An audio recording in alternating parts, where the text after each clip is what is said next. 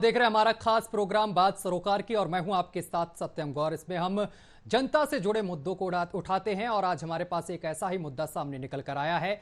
लखनऊ में पशुपालन विभाग में 50 करोड़ का घोटाला सामने निकल कर आया है और विभाग के अफसरों पर बेजुबान जानवरों के इलाज के लिए जरूरी दवाइयों और उपकरणों की खरीद में बड़े घपले के आरोप लगे हैं। अधिकारियों ने न सिर्फ घटिया दवाइयां खरीदी हैं बल्कि उपकरण भी मनमाने तरीके से खरीदे हैं। इस पर एक रिपोर्ट देखिए।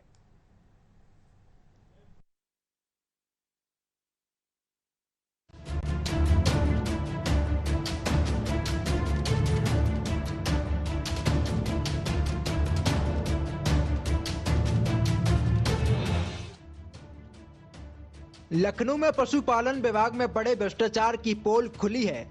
विभाग के अफसरों पर 50 करोड़ रुपए के घोटाले के आरोप लगे हैं। आरोपियों ने बेजुबान पशुओं के इलाज के लिए न सिर्फ घटिया दवाएं और घटिया उपकरण खरीदे बल्कि मनमानी दर पर खरीदे। प्रारंभिक जांच में करीब 50 करोड़ रुपए की दवा और उपकरणों को तय प्रक्रिया को ताक पर रखकर खरीदने का खुलासा हुआ है। कई दवाएं जांच में घटिया पाई गईं और उपकरण मनमानी दर पर खरीदे गए। राजकीय विश्लेषक की जांच रिपोर्ट में खुलासे के बाद पहले तो इस मामले को दबाने की कोशिश की गई, लेकिन आधा दर्जन दवाएं घटिया निकली तो विभाग ने जांच पड़ताल शुरू की। ये दवाएं और उपकरण जम्मू और उत्तराखंड की कंपनियों से खरीदे गए थे। पशुपालन विभाग के निदेशक डॉक्टर जीवन दत्त ने घटिया दवाओं की आपूर्ति की बात मानी है। उन्होंने कहा कि ये दवाएं उनके कार्यभार संभालने से पहले खरीदी गई थी। निदेशक ने घटिया दवा और उपकरण की आपूर्तिकर्ता कंपनियों को ब्लैक लिस्ट करने की बात कही है। साथ ही कंपनी और दोषी अधिकारियों से वसूली की बात भी कही जा रही है। साथ ही प्रदेश के सभी पशु चिकित्सा अधिकारियों को बची दवाएं वापस करने के आदेश दिए गए हैं। पशुपालन विभाग में एक बड़ा भ्रष्टाचार का उजागर हुआ है। पशुओं की जो दवा खरीदी गई जिसमें एक बड़ा घोटाला सामने आया है। अफसरों ने लगभग 50 करोड़ रुपए का घोटाला किया। साथ ही साथ पशुओं के लिए जो दवा खरीदी गई थी वो कहीं ना कहीं जांच में घटिया साबित हुई। अगर उपकरण की बात करें तो उपकरण भी मनमानी दर से खरीदे गए थे। वहीं अब निदेशक ने जो उपयोग पर रोक लगा दी गई, जो उपकरण है जो दवाई है उस पर भी उपयोग लगा दी। साथ ही साथ पशुपालन विभाग के जो निर्देशक है उन्होंने गड़बड़ी भी मान ली है। गड़बड़ी के साथ साथ जो दवाइयाँ खरीदी गई थी कहीं ना कहीं वो वापसी के भी फरमान जारी हो चुका है। वहीं अगर दवाइयों की बात करें या उपकरण की बात करें तो जिस कंपनी से खरीदी गई थी वो कंपनी भी ब्लैक लिस्टेड हो चुकी है। और साथ ही साथ अब तक निर्देशक ने गड़बड़ी जरूर मानी लेकिन अभी तक किसी प्रकार की कोई ठोस कार्रवाई नहीं की गई। अब हम बात करते हैं, अब देखने वाली बात होगी खबर का असर कितना होगा और पशुपालन मंत्री इसको कितने तवज्जो देते हुए खबर को देखेंगे और कितनी जल्द से जल्द कार्रवाई करेंगे।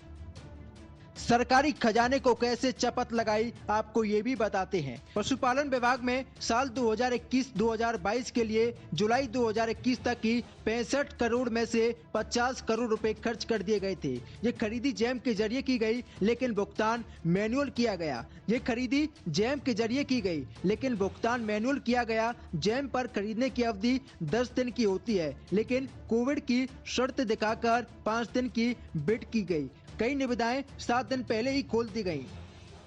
50,000 के कोल्ड बॉक्स 1,27,000 में खरीदे गए। मतलब कि यूपी में जो एक्टिव कोल्ड बॉक्सेस 1,27,770 रुपए प्रति नग खरीदे गए हैं, वैसे ही बॉक्स उसी अवधि में मध्य प्रदेश सरकार में 47,250 रुपए से 49,500 रुपए प्रति नग और जम्मू कश्मीर में 59,000 रुपए प्रति नग खरीदे गए थे।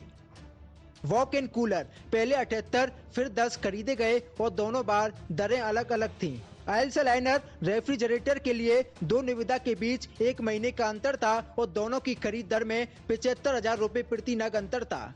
N95 मास्क 96 रुपए प्रति नग की दर से खरीदे गए जो बाजार भाव से तिगुनी दर है। एक ही सामग्री 2 बार अलग अलग दरों पर खरीदी गई है।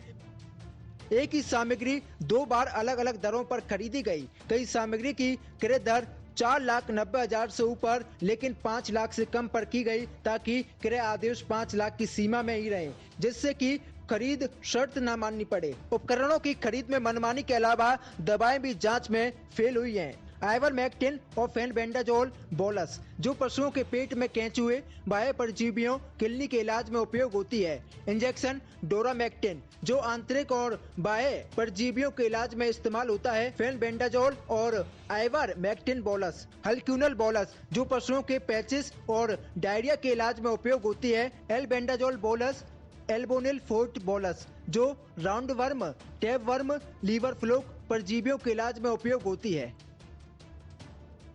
साल 2021-2022 में सामग्री खरीद के दौरान निदेशक के पद पर डॉक्टर इंद्रमणि और डॉक्टर आरपी सिंह थे और जेम बायर की जिम्मेदारी डॉक्टर जेपी वर्मा के पास थी। ये सभी लोग जांच के दायरे में हैं। ये भी पता चला है कि जिला स्तर पर इस्तेमाल की जाने वाली सामग्री की आपूर्ति मुख्यालय स्तर पर कराई गई। लखनऊ में मुख्यालय स्तर पर इतना बड़ा घोटाला होता है और पशुपालन मंत्री तक को इसकी भनक नहीं लग पाती है। ये दर्शाता है कि सरकार की सख्ती के बाद भी सिस्टम में भ्रष्टाचार की जड़ें काफी गहराई तक हैं।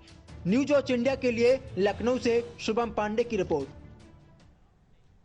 तो रिपोर्ट आपने देखी और समझ लिया भी होगा कि किस तरीके से घोटाला किया गया, किस तरीके से पूरे तार बिछाए गए थे, किस तरीके से पूरा षड्यंत्र रचा गया। यानी कि जो दवाइयों के दाम एक अनुमान लगाकर हम बता रहे हैं आपको हैं कि आइवरमेक्टिन और तमाम दवाइयां जो आती हैं जानवरों की, अगर वो 50 रुपए में है तो 150 रुपए में खरीदी गई, यानी कि तेगुने दाम में इस हिसाब से खरीदी गई और दुरुपयोग किया गया पैसे का। इसके साथ ही अपनी जेब भी भरी गई। और इसी पर हमारे संवाददाता लखनऊ से सीधा हिमांशु गर्ग जुड़ रहे हैं, उनसे ज्यादा जानकारी लेते हैं कि इस पूरे मामले को लेकर क्या कुछ अभी तक कार्रवाई हुई है। हिमांशु, आप तक आवाज पहुंच रही है? जी बिल्कुल पहुंच रही है। हिमांशु, घोटाले तो तमाम देखे गए हैं और इससे पहले भी घोटालों की खबरें सामने निकल कर आई हैं, लेकिन बेजुबान जानवरों को भी यहां पर अफसरों ने नहीं छोड़ा है। बिल्कुल, आपको साफ तौर पर बता दें कि जहां एक तरफ मुख्यमंत्री योगी आदित्यनाथ की सरकार भ्रष्टाचार मुक्त करने की बात कर दिया, भ्रष्टाचार पर अंकुश लगाने के लिए बड़े बड़े लगातार सॉल्व कर रही, लगातार ताजा मामले सामने आए कि उत्तर प्रदेश अधिकारियों ने बेजुबान जानवरों के इलाज के लिए जो जरूरी दवाएं थी, सिरिंज थी या उपकरण थी, उसकी खरीद में एक बड़ा घोटाला किया है। प्रारंभिक पड़ताल में करीब लगभग 50 करोड़ रुपए की दवा और उपकरण जो थे वो उम्मीद रेट से ज्यादा की रेट पे खरीदे, दुगने से तिगने रेट पे खरीदे और कहीं ना कहीं जांच में जो दवाइयां थी वो भी कहीं ना कहीं घटिया साबित हुई है।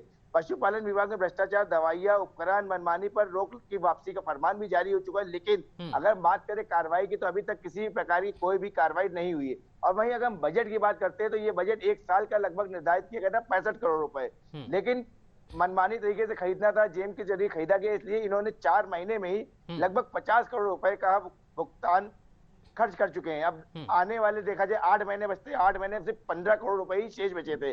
50 करोड़ रुपए की अधिक दवा मनमानी रेट पे खरीदना कहीं ना कहीं ये भ्रष्टाचार को भाजपा सरकार में बढ़ावा देना। अभी तक किसी प्रकार की कोई कार्रवाई इस पर नहीं की गई है। देखिए हिमांशु, सरकार तो अपना काम कर रही है। सरकार जो पैसा होता है उसको पहुंचा रही, गौशाला हो चाहे फिर किसी अन्य अगर उसकी बात की जाए तो वहां तक पैसा पहुंचाया जा रहा है, करोड़ों की रकम पहुंचा रही सरकार है, लेकिन जो जिम्मेदार अधिकारी हैं वो कहीं ना कहीं पलीता लगाते हुए दिख रहे हैं। हिमांशु, हम आपसे ये भी जानना चाहेंगे कि ये जो दवाइयां खरीदी गई हैं, ये चीज सामने निकल कर आई है कि औने पौने दामों में ये दवाइयां खरीदी गई हैं, यानी कि अगर दवाई की कीमत 50 रुपए है तो 150 रुपए, 200 रुपए, एक अनुमान लगाकर मैं बता रहा हूं आपको, इस तरीके से खरीदी गई हैं जिससे कि बड़ी रकम अपने जेब में भरी गई है। बिल्कुल बिल्कुल, साफ तौर पर बता दें, अगर खाली N95 की मास्क की बात करें तो लगभग 96 रुपए खरीदा गया है, जो कहीं ना कहीं बाजार में औसत कीमत 20 से 30 रुपए, 40 रुपए तक होती थी, लेकिन कहीं ना कहीं अपनी जेब में भारी पैसा कमाने के लिए, कमीशन लेने के लिए कहीं ना कहीं 96 रुपए की दर से खरीदा गया। वहीं अगर हम कोल्ड बॉक्स की बात करेंगे तो 50,000 के कोल्ड बॉक्स इन्होंने यहाँ पे उत्तर प्रदेश में 1,27,000 रुपए से समथिंग खरीदे गए हैं, जो कि कहीं ना कहीं अन्य सरकार में चाहे मध्य प्रदेश सरकार हो तो करीब 47,000 से 49,000 के बीच में खरीदे गए। वहीं अगर जम्मू कश्मीर की बात करें तो 59,000 रुपए तक के खरीदे गए, तो कहीं ना कहीं दुगने से 3 गुने रेट में ज्यादातर इन्होंने साथ सामान खरीदे गई है। वहीं अगर दवाइयों की हम बात करते हैं तो दवाइयां भी कहीं ना कहीं घटिया साबित हुई है। जो जांच हुई है, प्रारंभिक जांच हुई है, उसमें दवाइयां कहीं ना कहीं घटिया साबित हुई है, घटिया मानी गई है और साथ ही साथ तहकीकात में आनन फानन में मानक से कमतर पाई गई है। सभी दवाइयों के उपयोग और जो वितरण था, जो तत्काल प्रभाव से कहीं ना कहीं रोक लगा दी गई। साथ ही साथ अगर हम पशु चिकित्सालय की बात करें तो पशु चिकित्सालय में आधे ज्यादा दवाइयां उपलब्ध नहीं रहती थी, क्योंकि वो पास के मेडिकल स्टोर, पास के प्रारंभिक मेडिकल स्टोर से जो वहां से कमीशन सेट होता था तो वहां से कहीं ना कहीं लिखते थे, जिससे जो वहां पे जो भी पशु चिकित्सालय है, जो वहां पे इलाज कराने जो जानवर आते थे या जो अपने प्राइवेट जानवर, उनको कहीं ना कहीं बाहर से दवा खरीदनी पड़ती, जिससे कहीं ना कहीं जो डॉक्टर है, जो जांच कर रहे थे, जो डॉक्टर है जो इलाज करते थे, उनका भी कहीं ना कहीं कमीशन सेट होता था, जिसका उनको भारी कमीशन मिलता था। कहीं ना कहीं एक मोटी रकम तनख्वाह के अलावा भी उठाते थे। और लगातार आप देख सकते हैं जेम पोर्टल के जरिए इन्होंने दवाई खरीदी गई है। और कहीं ना कहीं जो जेम पोर्टल की सीमा होती थी वो 10 दिन होती थी, लेकिन कहीं ना कहीं कोविड के अनुरूप दिखा के 5 से 7 दिन के अंदर जबरदस्ती इन्होंने खरीदा गया है। आप देखने वाली जांच तो बैठ चुकी है, लेकिन किसी प्रकार की अभी तक कोई कार्रवाई नहीं की गई। हिमांशु, ये जो तस्वीरें सामने निकल कर आई हैं, जो घटना सामने निकल कर आई है, ये अधिकारी राजधानी में बैठे हुए हैं और सरकार को पलीता लगा रहे हैं। क्या इनको योगी सरकार का तनक भी डर नहीं है? बिल्कुल साफ तौर पर डर नहीं। इसी बात पे लगातार कहीं ना कहीं 4 महीने में इतना बड़ा घोटाला इन्होंने किया, क्योंकि ये कोई छोटा घोटाला नहीं। लगातार भारतीय जनता पार्टी जो भाजपा सरकार के मुख्यमंत्री योगी आदित्यनाथ, वो कहीं ना कहीं भ्रष्टाचार मुक्त करने की बात कर रहे हैं, लेकिन उन्हीं के विभाग में उन्हीं के बैठे मंत्री और मंत्री के माताहाती कहीं ना कहीं विभाग में एक बड़ा भ्रष्टाचार को बढ़ावा दे रहे हैं। अब देखने वाली बात हो कि भाजपा सरकार इस पे क्या कार्रवाई करती है। चाहे भाजपा सरकार के मंत्री धर्मपाल सिंह हो, वो अपने माताहात को किस तरह से नजरिए देखते हो, क्या आदेश देते हैं। कहीं ना कहीं दवाइयों पे तो रोक लगा दी गई कि दवाइयां वितरण ना की जाए, लेकिन अब देखने वाली वो दवाइयां वापसी होती है और कितना पैसा आता है या क्या जांच होती है, क्या कार्रवाई की जाती है, ये एक देखने वाली बात होगी आगे चल के। हिमांशु, इसके तार कहां तक जुड़े हुए हैं? इस पूरे मामले को लेकर कोई जानकारी सामने निकल कर आई है? कितने लोग इसमें पूरे सम्मिलित हैं? बिल्कुल अभी तक ऐसी कोई जांच नहीं, लेकिन इसमें है पूर्व निदेशक जो है जो डॉक्टर आरपी सिंह है, इन मणि और जेपी वर्मा जांच के दायरे में आ चुके हैं, क्योंकि वर्ष 2021 और 22 की सामग्री खरीदार सामग्री खरीद के दौरान निर्देशक नोक नियंत्रण पर डॉक्टर इनमणि त्रिपाठी और आरपी सिंह ने जेएमवायर की जिम्मेदारी थी। कहीं ना कहीं डॉक्टर जेपी वर्मा के पास इन सबकी जिम्मेदारी थी। कहीं ना कहीं इन तीनों डॉक्टर पे ही जांच बैठी है। अब इसके साथ साथ और भी जो इनके माताहात होंगे, जो इनके माताहात होंगे, कहीं ना कहीं वो भी इस जांच के घेरे में जरूर आएंगे, क्योंकि ये कहीं ना कहीं बहुत लंबा चेन ग्रुप है। क्योंकि आसपास के मेडिकल स्टोर भी है और ये जो दवा सप्लाई करते हैं, कहीं ना कहीं वो बड़ी कंपनियां भी सामने आएंगी, क्योंकि कहीं ना कहीं सबका कमीशन सेट है। अब देखने वाली बात हो कि इसमें कितने लोग आते हैं रडार में और किस पे कार्रवाई होती है, या सिर्फ कागजी कार्रवाई पे होकर कुछ ही लोगों पर कार्रवाई करके छोड़ दिया जाता है। हिमांशु, इस पूरे मामले को लेकर अधिकारियों की तरफ से कोई प्रतिक्रिया सामने निकल कर आई है कि किस तरीके से हम जांच कर रहे हैं और कहां तक अभी जांच पहुंची, अगर जांच की भी जा रही है इस मामले को लेकर? नहीं, बिल्कुल अभी तक कोई ऐसी आधिकारिक नहीं आई, लेकिन हाँ जांच रिपोर्ट में घटिया दवा जो थी वो घटिया होने खुलासा तो जरूर प्राप्त हुआ है। साथ ही साथ अगर आपको बता दी, इस प्रकरण को दबाने की भी कोशिश हुई थी, लेकिन आधा दर्जन से ऊपर दवाएं जो घटिया साबित हुई विभाग में, तो कहीं ना कहीं इसमें जांच बैठी, जांच जारी है, लेकिन कोई भी माताहात या कोई भी अधिकारी इस बात में बोलने को तैयार नहीं है।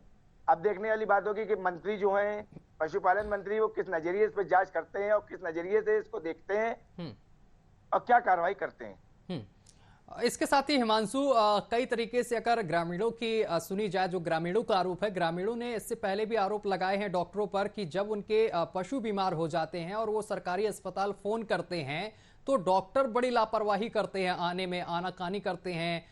इसके साथ ही इलाज में बड़ी कोताही की जाती है और इसके साथ ही लोगों से पैसे भी वसूले जाते हैं औने पौने दाम। बिल्कुल, ये बिल्कुल सही बात है, क्योंकि कहीं भी डॉक्टर, चाहे अगर गांव की बात करें, गांव में अगर ग्रामीण क्षेत्रों में कहीं पे भी कोई पशु बीमार हो जाता है तो डॉक्टर को फोन करते हैं। कई बार ऐसा भी होता है कि वो डॉक्टर फोन नहीं उठाते हैं, और या फोन उठाने के बाद भी करते हैं तो मैं अभी आऊंगा, नहीं आता हूँ तो उसका आने का अलग चार्ज दिया है। तो जबकि सरकार उनको उस चीज का पेमेंट देती है, या कोई पशु अपना लेके जाता है तो कहीं ना कहीं कमीशन के चलते वो बाहर की दवा या बाहर के इंजेक्शन जरूर लिखते हैं, जिससे कहीं ना कहीं उनकी जेब में भारी मुनाफा हो सके, उनका कमीशन बाहर के मेडिकल स्टोर या उनसे आ सके। जबकि सारी दवाएं पशु चिकित्सालय में ऑलरेडी रही जाती हैं, सरकार देती है, उसका खर्च देती है कि सारी दवाएं अपने पास इस्तेमाल किया जाए, लेकिन कहीं ना कहीं जांच भी होती है, तो कहीं ना कहीं ये सब कागजी कार्रवाई भी दिखती है। लेकिन जमीनी स्तर की अगर बात करें तो कहीं ना कहीं हॉस्पिटल में आधे से ज्यादा दवाइयां, आधे से ज्यादा सामान नहीं मौजूद रहते हैं। हिमांशु, इसके साथ ही ये भी सामने निकल कर आया है कि जो दवाइयां खरीदी गई थी, इनकी जो गुणवत्ता है वो सही नहीं थी और इसके साथ ही तमाम आरोप और भी लगाए गए हैं।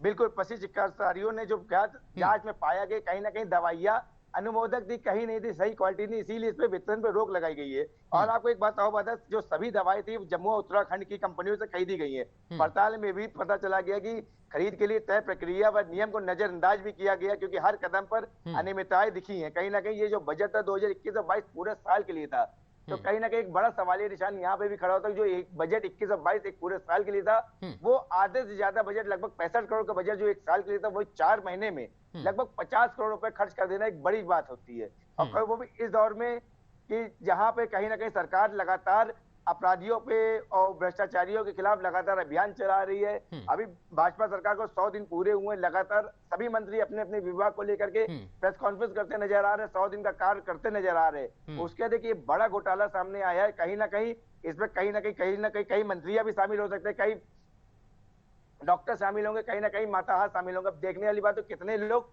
इसकी रडार में आते हैं, उन पर क्या कार्रवाई की जाती है। हिमांशु, इस पूरे मामले को लेकर संबंधित अधिकारियों से आपकी कोई बात हुई है किसी से इस मसले को लेकर? नहीं, संबंधित अधिकारियों से मैंने बात करने की कोशिश की, लेकिन कोई भी इस मामले में बोलने को नहीं तैयार था। जांच को लेकर कोई प्रतिक्रिया दी हो कि इस पर जांच बैठाई जाएगी, ऐसा कुछ? नहीं, बस अभी तो ये बताया कि सिर्फ प्रारंभिक जांच की गई है। तो जो दवाइयां की गुणवत्ता कहीं पाई गई थी, तो दवाइयां इस पे वितरण पर रोक लगा दी गई, बाकी जांच जारी है। अब आगे देखिए किस तरह से जांच करते हैं और किस तरह से क्या होता है, वो आगे पल पल की खबर आपको मिलेगी। इसके साथ ही अगर बात की जाए, जो यहाँ पर घोटाले की चीजें सामने निकल कर आई हैं, इसमें कितने लोग और शामिल हो सकते हैं, कितने नामों का और आगे खुलासा हो सकता है जो प्रारंभिक जांच की गई है? बिल्कुल, अभी तक तो 3 नाम सामने आ रहे हैं, लेकिन कहीं ना कहीं ये नाम 8 से 10 हो सकते हैं, क्योंकि अकेले पॉसिबिलिटी नहीं कि जो कंपनी है वो भी कहीं ना कहीं कंपनी के डायरेक्टर, कंपनी के मैनेजर भी इस बड़े घोटाले में शामिल होंगे, क्योंकि उन्होंने भी अनुमानित रेट से कहीं ना कहीं 2 से 3 गुने रेटों पे दवाइयां बेची हैं। तो कहीं ना कहीं एक बड़े घोटाले में वो भी शामिल है, बड़ी बड़ी कंपनियां भी शामिल है। एक अहम मुद्दा है, जो निर्देशक थे उन्होंने दवा वापसी का भी फरमान जारी किया है। अब देखना होगा कि दवा वापसी से फरमान सिर्फ कागजी पे होता है कि असलियत में दवा वापसी करके वहां से वो पैसा जो दवा पे जो दुगने तिगने रेट पे खरीदे गए थे, वो पैसा भी उसी दर से वापसी आता है, क्योंकि इन्होंने जो दवाएं खरीदी हैं, चाहे कोल्ड बॉक्सेस खरीदे, 2 बार खरीदे, तो दोनों के रेट अलग अलग थे। कहीं ना कहीं अनुमान दोनों के रेट में काफी डिफरेंस था, जिसके चलते इन्होंने काफी रेट अलग अलग खरीदे। अब देखना ये होगा कि दोनों में जो डिफरेंस हो, ऐसा डिफरेंस क्यों पाया गया, रेट में अंतर किस प्रकार पाया गया। हिमांशु, जो कंपनियों से दवा ली गई है, जैसा कि आप बता भी रहे हैं कि उन कंपनियों ने दाम बढ़ाकर लगाए हैं, बढ़ाकर पर्चा बनाया गया, बिल बनाया गया, तो क्या इन कंपनियों पर भी बड़ी कार्रवाई देखने को मिल सकती है आगे चलकर? बिल्कुल बिल्कुल, मिलनी तो चाहिए, खासतौर पर कार्रवाई मिलनी चाहिए, क्योंकि अगर वो बड़ी कंपनी कहीं ना कहीं बिल ना बनाती, कहीं ना कहीं बजट ना पास होता, बड़ी कंपनी के साथ ना देती, तो शायद इतना बड़ा भ्रष्टाचार ना हो पाता। लेकिन खासतौर पर सबसे पहले तो ये जो भ्रष्टाचार कर रहे हैं, जो कमीशन खोरी कर रहे हैं, सबसे ऊपर योगी सरकार को इस पर कार्रवाई करनी चाहिए। इसके साथ ही हिमांशु, जो संबंधित अधिकारी हैं, जिम्मेदार अधिकारी हैं, उनकी भी कहीं ना कहीं प्राथमिकता बनती है कि इन सभी चीजों पर ध्यान दें। और इतना बड़ा बजट आया सरकार की तरफ से और 50 करोड़ का जो आप घोटाला सामने निकल कर आ रहा है, इसमें कहीं ना कहीं जिम्मेदार अधिकारियों की भी कहीं ना कहीं लापरवाही सामने निकल कर आ रही है। बिल्कुल बिल्कुल, साफ तौर पर बता दें, सभी अधिकारी, सभी संबंधित अधिकारियों को लापरवाही बिल्कुल सामने निकल के आ रही, क्योंकि अगर सभी अधिकारी समय से अगर इसकी जांच करते हैं, समय से सब कुछ नियंत्रण करते हैं, समय से अगर जानकारी लेते, तो शायद इतना बड़ा घोटाला इतनी आसानी से ना हो सकता, क्योंकि एक बड़ा घोटाला 4 महीने में 50 करोड़ का घोटाला कहीं ना कहीं एक बड़ा घोटाला सामने आता है। हिमांशु, ये भी सामने निकल कर आ रहा है कि पहले इस मामले को दबाने की कोशिश की गई, लेकिन आधा दर्जन दवाइयां घटिया निकली, जिसके बाद इस पूरे मामले का खुलासा हुआ। बिल्कुल बिल्कुल बिल्कुल, क्योंकि दवा अगर घटिया ना पाई जाती तो कहीं ना कहीं ये मामला भी दबा दिया जाता है, लेकिन घटिया दवा हो गई थी, घटिया दवा पाई गई, और कहीं ना कहीं कुछ दवा ऐसी भी थी जिसका इस्तेमाल नहीं भी था, वो भी दवाएं खरीदी गई थी, और जो उपकरण थे वो भी कहीं ना कहीं मनमानी रेट से ज्यादा दर पे खरीदे गए थे। कहीं ना कहीं बहुत सी चीजें और लापरवाही थी। अगर आप पशु चिकित्सालय का हाल देखें तो कहीं ना कहीं वीडियो में साफ तौर पे देख सकते हैं किस तरह से हाल है, किस तरह से हाल बदतर हो चुका है पशु चिकित्सालय का। लेकिन उसके बाद भी चाहे ग्रामीण क्षेत्र हो, चाहे शहरी क्षेत्र, लोग अपने पशु को इलाज कराने के लिए जाना पड़ता है, और कहीं ना कहीं उनको उस तरह का इलाज नहीं मिल पाता है। हिमांशु, ये जो दवाइयां खरीदी गई हैं, ये जो जानवर हैं, जो बीमार जानवर थे, उन पर भी प्रयोग किया गया हुआ होगा, कहीं ना कहीं जानवरों की जिंदगी के साथ भी खिलवाड़ किया डॉक्टरों ने। बिल्कुल बिल्कुल, जब घटिया किस्म की दवाइयां का इस्तेमाल करेंगे, और वो इस्तेमाल जाहिर सी बात है जानवरों पे किया जाए, क्योंकि कुछ ना कुछ तो परसेंट जरूर दवाइयों का इस्तेमाल जानवरों पे किया गया होगा, और जानवरों को कहीं ना कहीं उसका भुगतना जानवरों को पड़ना पड़ेगा। हो सकता है कि बहुत से जानवरों, अभी जांच नहीं हुई, बहुत से जानवर की उन दवाइयों से मृत्यु भी हुई हो, या और ज्यादा बीमार पड़े हो, तो कहीं ना कहीं लापरवाही तो बहुत ज्यादा है। लापरवाही बिल्कुल सामने निकल कर आई है, और साफ तौर पर देखने को भी मिल रहा है 50 करोड़ का घोटाला सामने निकल कर आया है। लेकिन अब जांच में क्या कुछ सामने निकल कर आएगा, ये देखने वाली बात होगी। फिलहाल अगर हिमांशु बात की जाए इस पूरे प्रकरण को लेकर, किसी जिम्मेदार अधिकारी ने अभी तक संज्ञान लिया है इस पूरे मामले को लेकर? नहीं, खर्च के मनमानी के बावजूद भी अभी तक किसी भी प्रकार के जिम्मेदार अधिकारी के खिलाफ कोई भी कार्रवाई नहीं की गई है। ये सबसे बड़ा मुद्दा है कि इतना बड़ा मुद्दा हुआ, 50 करोड़ की दवा का हेरफेर हुआ, 50 करोड़ की रुपए का बजट का हेरफेर हुआ, उसके बावजूद अभी तक किसी प्रकार की कार्रवाई नहीं की, ना ही किसी संबंधित अधिकारी ने कोई बयान जारी किया है कि कार्रवाई के निर्देश दिए हैं। चलिए हिमांशु, आपका बहुत बहुत शुक्रिया हमारे साथ जुड़ने के लिए, तमाम जानकारी साझा करने के लिए। तो बड़ी यहां पर हेरफेर देखने को मिला है, 50 करोड़ का घोटाला सामने निकल कर आया है, लेकिन इसमें प्रारंभिक जांच अब बैठा दी गई है, जिसपे कई घटिया आधा दवाइयां जो थी वो घटिया नजर आई हैं, घटिया देखने को मिली हैं। लेकिन अब इस पर आगे कार्रवाई क्या होगी ये देखने वाली बात होगी, और ये भी देखने वाली बात होगी कि कितने लोग इसमें शामिल हैं और कितने और खुलासे होते हैं। अभी तक 3 नामों का जो है वो सामने निकल कर आए हैं, लेकिन आगे देखने वाली बात होगी कि और कितने नाम इस पूरे मामले को लेकर सामने निकल कर आते हैं।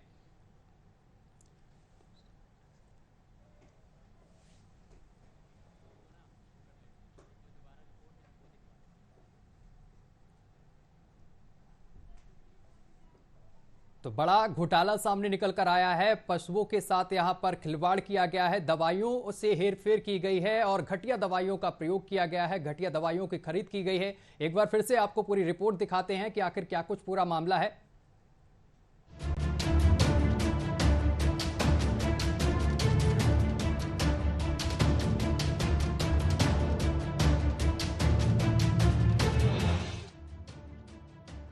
लखनऊ में पशुपालन विभाग में बड़े भ्रष्टाचार की पोल खुली है। विभाग के अफसरों पर 50 करोड़ रुपए के घोटाले के आरोप लगे हैं। आरोपियों ने बेजुबान पशुओं के इलाज के लिए न सिर्फ घटिया दवाएं और घटिया उपकरण खरीदे, बल्कि मनमानी दर पर खरीदे। प्रारंभिक जांच में करीब 50 करोड़ रुपए की दवा और उपकरणों को तय प्रक्रिया को ताक पर रखकर खरीदने का खुलासा हुआ है। कई दवाएं जांच में घटिया पाई गईं और उपकरण मनमानी दर पर खरीदे गए। राजकीय विश्लेषक की जांच रिपोर्ट में खुलासे के बाद पहले तो इस मामले को दबाने की कोशिश की गई, लेकिन आधा दर्जन दवाएं घटिया निकली तो विभाग ने जांच पड़ताल शुरू की। ये दवाएं और उपकरण जम्मू और उत्तराखंड की कंपनियों से खरीदे गए थे। पशुपालन विभाग के निदेशक डॉक्टर जीवन दत्त ने घटिया दवाओं की आपूर्ति की बात मानी है। उन्होंने कहा कि ये दवाएं उनके कार्यभार संभालने से पहले खरीदी गई थी। निदेशक ने घटिया दवा और उपकरण की आपूर्तिकर्ता कंपनियों को ब्लैकलिस्ट करने की बात कही है। साथ ही कंपनी और दोषी अधिकारियों से वसूली की बात भी कही जा रही है। साथ ही प्रदेश के सभी पशु चिकित्सा अधिकारियों को बची दवाएं वापस करने के आदेश दिए गए हैं। पालन विभाग में एक बड़ा भ्रष्टाचार का उजागर हुआ है। पशुओं की जो दवा खरीदी गई जिसमें एक बड़ा घोटाला सामने आया है। अफसरों ने लगभग 50 करोड़ रुपए का घोटाला किया। साथ ही साथ पशुओं के लिए जो दवा खरीदी गई थी वो कहीं ना कहीं जांच में घटिया साबित हुई। अगर उपकरण की बात करें तो उपकरण भी मनमानी दर से खरीदे गए थे। वहीं अब निर्देशक ने जो उपयोग पर रोक लगा दी गई, जो उपकरण है, जो दवाई है, उस पर भी उपयोग लगा दी। साथ ही साथ पशुपालन विभाग के जो निर्देशक है उन्होंने गड़बड़ी भी मान ली है। और गड़बड़ी के साथ साथ जो दवाइयाँ खरीदी गई थी कहीं ना कहीं वो वापसी के भी फरमान जारी हो चुका है। वहीं अगर दवाइयों की बात करें या उपकरण की बात करें तो जिस कंपनी से खरीदी गई थी वो कंपनी भी ब्लैक लिस्टेड हो चुकी है। और साथ ही साथ अब तक निर्देशक ने गड़बड़ी जरूर मानी, लेकिन अभी तक किसी प्रकार की कोई ठोस कार्रवाई नहीं की गई। अब हम बात करते हैं, अब देखने वाली बात होगी खबर का असर कितना होगा और पशुपालन मंत्री इसको कितने तवज्जो देते हुए खबर को देखेंगे और कितनी जल्द से जल्द कार्रवाई करेंगे। सरकारी खजाने को कैसे चपत लगाई, आपको ये भी बताते हैं। पशुपालन विभाग में साल 2021-2022 के लिए जुलाई 2021 तक की 65 करोड़ में से 50 करोड़ रुपए खर्च कर दिए गए थे। ये खरीदी जैम के जरिए की गई, लेकिन भुगतान मैनुअल किया गया। ये खरीदी जैम के जरिए की गई, लेकिन भुगतान मैनुअल किया गया। जैम पर खरीदने की अवधि 10 दिन की होती है, लेकिन कोविड की शर्त दिखाकर 5 दिन की बिड की गई। कई निविदाएं 7 दिन पहले ही खोल दी गई। 50,000 के कोल्ड बॉक्स 1,27,000 में खरीदे गए। मतलब कि यूपी में जो एक्टिव कोल्ड बॉक्सेस 1,27,770 रुपए प्रति नग खरीदे गए हैं, वैसे ही बॉक्स उसी अवधि में मध्य प्रदेश सरकार में 47,250 रुपए से 49,500 रुपए प्रति नग और जम्मू कश्मीर में 59,000 रुपए प्रति नग खरीदे गए थे।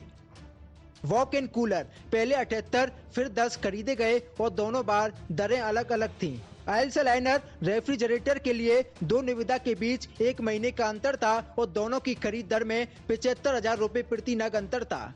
N95 मास्क 96 रुपए प्रति नग की दर से खरीदे गए, जो बाजार भाव से तिगुनी दर है। एक ही सामग्री 2 बार अलग अलग दरों पर खरीदी गई है। एक ही सामग्री 2 बार अलग अलग दरों पर खरीदी गई। कई सामग्री की क्रय दर 4,90,000 से ऊपर लेकिन 5 लाख से कम पर की गई, ताकि क्रय आदेश 5 लाख की सीमा में ही रहे, जिससे कि खरीद शर्त न माननी पड़े। उपकरणों की खरीद में मनमानी के अलावा दवाएं भी जांच में फेल हुई हैं। आइवरमेक्टिन और फेनबेंडाजोल बोलस, जो पशुओं के पेट में केंचुए, बाह्य परजीवियों, किलनी के इलाज में उपयोग होती है। इंजेक्शन डोरामेक्टिन, जो आंतरिक और बाह्य परजीवियों के इलाज में इस्तेमाल होता है। फेनबेंडाजोल और आइवरमेक्टिन बोलस। हल्क्यूनल बोलस, जो पशुओं के पैचिस और डायरिया के इलाज में उपयोग होती है। Albendazole bolus, Albonil forte bolus, जो round worm, tape worm, liver fluke परजीवियों के इलाज में उपयोग होती है। साल 2021-2022 में सामग्री खरीद के दौरान निदेशक के पद पर डॉक्टर इंद्रमणि और डॉक्टर आरपी सिंह थे और जेम बायर की जिम्मेदारी डॉक्टर जेपी वर्मा के पास थी। ये सभी लोग जांच के दायरे में हैं। ये भी पता चला है कि जिला स्तर पर इस्तेमाल की जाने वाली सामग्री की आपूर्ति मुख्यालय स्तर पर कराई गई। लखनऊ में मुख्यालय स्तर पर इतना बड़ा घोटाला होता है और पशुपालन मंत्री तक को इसकी भनक नहीं लग पाती है। ये दर्शाता है कि सरकार की सख्ती के बाद भी सिस्टम में भ्रष्टाचार की जड़ें काफी गहराई तक हैं। न्यूज वॉच इंडिया के लिए लखनऊ से शुभम पांडे की रिपोर्ट। चलिए, अब देखने वाली बात होगी कि जांच में क्या कुछ सामने निकल कर आता है और इसके तार कहां तक हैं, कितने लोग इस पूरे मामले में सम्मिलित हैं, ये जांच के बाद ही सामने निकल कर आएगा। फिलहाल बात सरोकार में आज के लिए बस इतना ही। देश दुनिया की तमाम खबरें देखने के लिए देखते रहिए न्यूज वॉच इंडिया।